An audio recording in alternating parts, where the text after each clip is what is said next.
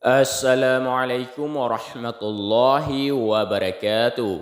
Pada 10 Muharram 61 Hijriah atau 10 Oktober 680 Masehi, Husain anak kedua Ali bin Abi Thalib tewas di Karbala dalam sebuah pembantaian yang dilakukan oleh rezim Yazid bin Muawiyah beberapa tahun sebelumnya, yakni pada 28 Safar 50 Hijriah atau 1 April 670 Masehi. Tepat hari ini, 1351 tahun silam, Hasan kakak Husain meninggal dunia di Madinah karena diracun. Pungkas hayat kakak beradik cucu kesayangan Rasulullah ini tak lepas dari pusaran pertikaian dalam dunia Islam setelah Nabi Muhammad dan 3 khalifah meninggal dunia. Berbeda dengan Husain yang terus merengsek menuju Kufah meski mara bahaya mengintainya, sang kakak justru memilih menghindari peperangan dengan kubu Muawiyah demi persatuan umat Islam. Para sejarawan menilai sikap Hasan yang lebih lunak daripada Husain adalah pengejawantahan dari sabda Rasulullah yang berdoa kepada Allah agar cucunya tersebut menjadi orang yang mendamaikan dua golongan kaum muslimin.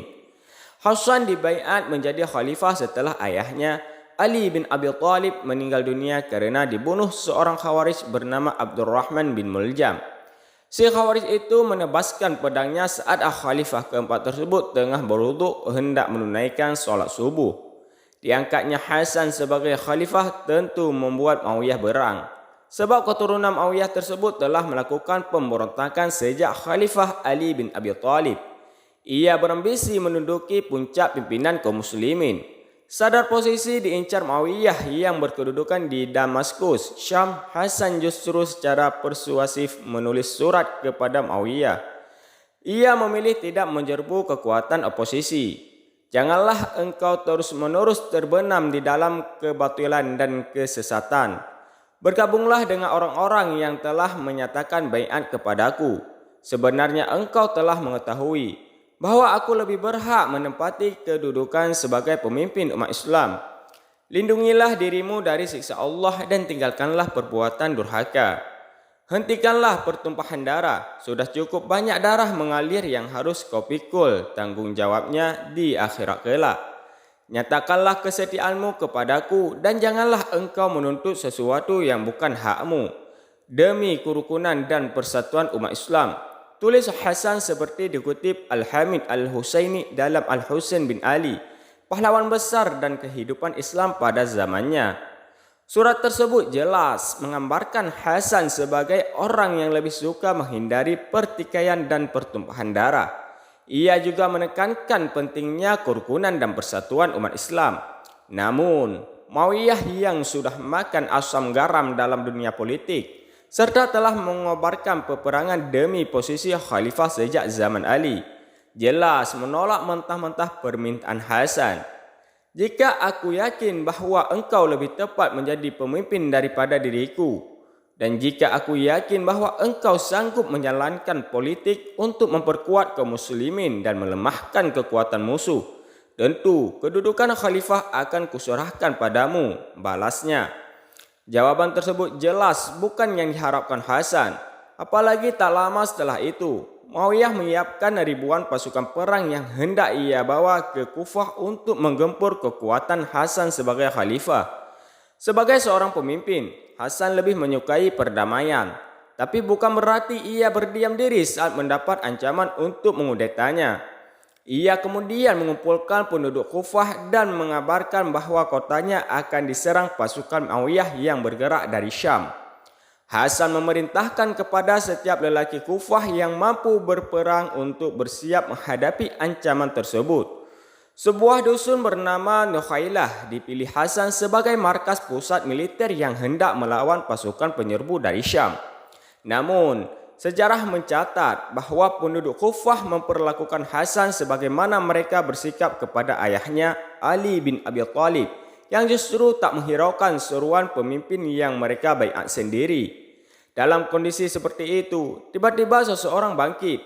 Ia marah kepada penduduk Kufah lalu berkata lantang, "Kalian tahu, aku adalah Adi bin Hatim.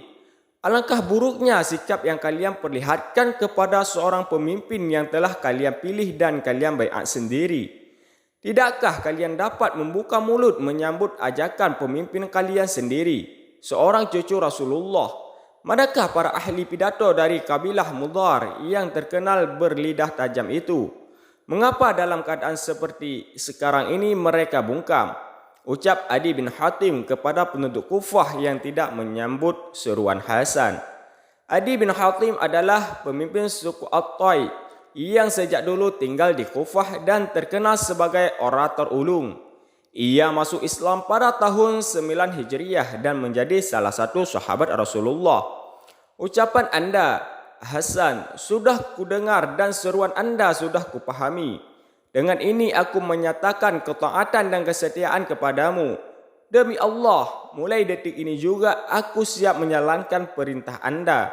Dan sekarang juga aku hendak berangkat ke Nukhailah, tempat pemusatan pasukan Anda. Sambungnya. Setelah itu dengan menunggang kuda, ia berangkat ke Nukhailah sendirian. Di pemusatan pasukan tersebut, ia mendirikan tenda sendiri sambil menunggu para pengikutnya dari kabilah At-Tai. Sebagian penduduk Kufah, terutama kaum laki-laki yang fisiknya kuat untuk berperang, akhirnya menyambut seruan Hasan. Sementara sebagian yang lain kembali ke rumah masing-masing. Hasan mengangkat Ubaidillah bin Abbas sebagai pemimpin pasukan. Kepadanya ia berkata, "Hai Ubaidillah, engkau kuberi kepercayaan memimpin 12.000 pasukan muslimin Arab yang terkenal gagah berani, berpengalaman dan gigih menghadapi pertempuran. Ketahuilah bahwa seorang dari mereka lebih berharga daripada sekompi pasukan biasa. Eratkanlah hubunganmu dengan mereka dan tunjukkanlah kecerdasan wajahmu pada mereka. Mereka itu adalah sisa kekuatan angkatan perang ayahku yang dapat dipercaya." Ucap Hasan. Untung tak dapat diraih, malang tak dapat ditolak, karena tergiur bujuk rayu Muawiyah yang menjanjikan akan memberi uang jika bergabung dengan anak Abu Sufyan itu. Ubaidillah bin Abbas berbalik mengkhianati khalifah. Itulah yang membuat semangat ribuan pasukan pendukung Hasan runtuh. Berita yang menyedihkan itu hampir memadamkan seluruh semangat yang dibawanya dari Kufah. Ia teringat kepada nasib ayahandanya yang selama beberapa tahun akhir hayatnya mengalami berbagai macam pengkhianatan. Dan sekarang ia harus menghadapi saudaranya sendiri yang mengunting dari dalam lipatan. Tulis Al-Hamid Al-Husaini menggambarkan suasana hati Hasan setelah mengetahui pengkhianatan Ubaidillah bin Abbas. Sementara orang-orang Muawiyah terus bergerak menghembuskan kabar-kabar bohong tentang para pemimpin pasukan lain yang diberitakan tewas. Hal ini membuat pasukan pendukung khalifah kian putus asa. Bahkan mereka akhirnya berbalik menyerang Hasan. Di titik inilah Hasan berpikir bahwa perang melawan Muawiyah tidak akan membawa manfaat jika mental pasukannya telah hancur dan sisa pendukungnya hanya akan menjadi bulan-bulanan musuh. Ia akhirnya memilih berdamai dengan Muawiyah dengan sejumlah kesepakatan yang salah satu isinya adalah menyerahkan kekhalifahan kepada putra Abu Sufyan tersebut. Keputusannya ini sempat membuat kecewa dan marah para pecinta keluarga Rasulullah atau ahli bait. Salah satunya adalah Hujr bin Adi yang amat setia kepada ahli bait. Ia marah sehingga berani mengancam Hasan. Menanggapi reaksi seperti itu, Hasan dengan tenang menjawab, "Hai Hujr, ketahuilah bahwa tidak semua orang menghendaki apa yang engkau inginkan itu. Demikian pula tidak semua orang berpikir seperti engkau. Sesungguhnya dengan menyerahkan kekhalifahan kepada Muawiyah itu akan tidak mempunyai tujuan lain kecuali untuk menyelamatkan kalian dari kehancuran dan kebinasaan." Jawab Hasan. Setelah menyelesaikan segala urusan di Kufah, Hasan kemudian pergi ke Madinah.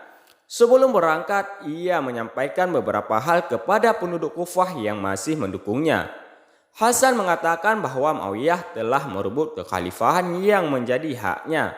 Namun, ia lebih mengutamakan perdamaian agar dua kubu kaum muslimin yang berseteru tidak lagi menumpahkan darah seperti masa-masa kebelakang saat sejumlah perang melumatkan jiwa-jiwa sejatinya bersaudara.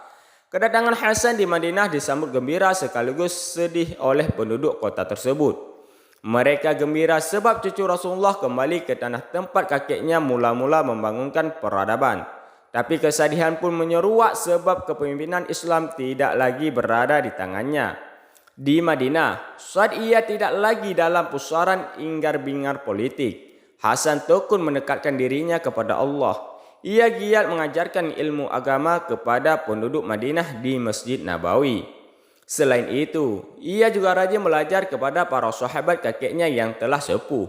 Pada 28 Safar tahun 50 Hijriah atau 11 tahun sebelum kelak adiknya meninggal di padang Karbala, Hasan wafat dalam usia 46 tahun. Beberapa saat sebelum mengembuskan napasnya yang terakhir, Hasan berkata kepada Husain adiknya, "3 kali aku pernah menderita keracunan, tetapi tidak sehebat yang kualami sekarang ini," ucapnya. Husain bertanya kepada kakaknya, siapakah kiranya yang telah meracuninya? Namun, dengan semangat persatuan Hasan menolak memberitahu orang yang telah meracuninya. Ia khawatir adiknya yang berkarakter lebih keras daripada dirinya akan menuntut balas sehingga akan terjadi pertumpahan darah sesama kaum muslimin. Al-Hamid Al-Husaini menerangkan sebagian besar para penulis sejarah meyakini bahawa yang meracun Hasan adalah istrinya sendiri yang bernama Ja'dah binti Al-Ash'as atau perintah Muawiyah dengan iming-iming uang sebesar 100.000 dinar.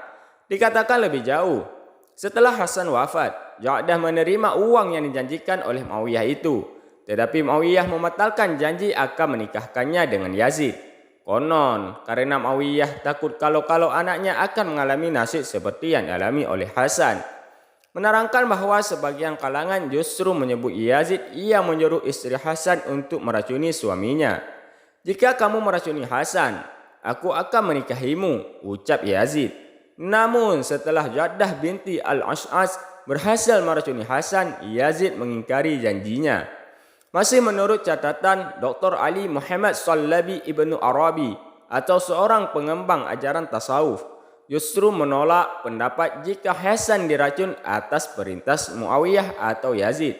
Sebab menurutnya Hasan tidak lagi menjadi ancaman bagi mereka setelah kekhalifahan diserahkan kepada Bani Umayyah. "Tidak ada yang tahu kecuali Allah," ungkap Ibnu Arabi seperti dikutip Dr. Ali Muhammad Sallabi. Terlepas dari siapa sebenarnya yang meracuni Hasan dan siapa dalang di baliknya, beberapa saat sebelum ajal menjemput Hasan masih menunjukkan jiwa besarnya tentang pentingnya persatuan di kalangan kaum muslimin. "Bila aku wafat, makamkanlah aku dekat makam kakekku, yaitu Rasulullah SAW. Untuk itu mintalah izin lebih dulu kepada Ummul Mukminin Aisyah. Bolehkah aku dimakamkan di rumahnya di samping makam Rasulullah? Akan tetapi jika ada pihak yang menentang keinginanku, usahakanlah agar jangan sampai keinginanku itu mengakibatkan pertumpahan darah dan makamkanlah aku di pemakaman umum Baqi'ah," kata Hasan kepada adiknya sebelum ia wafat. Dan benar saja, saat jenazahnya hendak dikebumikan, perselisihan terjadi di antara Bani Hashim dan Bani Umayyah. Keturunan Umayyah menggugat keinginan Hasan tersebut karena menurut mereka Khalifah ketiga Utsman bin Affan yang keturunan Umayyah saja tidak dimakamkan di samping Rasulullah. Sementara orang-orang Bani Hashim berkeras bahawa ini adalah wasiat terakhir Hasan yang harus ditunaikan. Di tengah ketegangan itu, Abu Hurairah, sahabat Rasulullah yang terkenal sebagai periwayat hadis, berhasil menengahi dua kubu yang berselisih.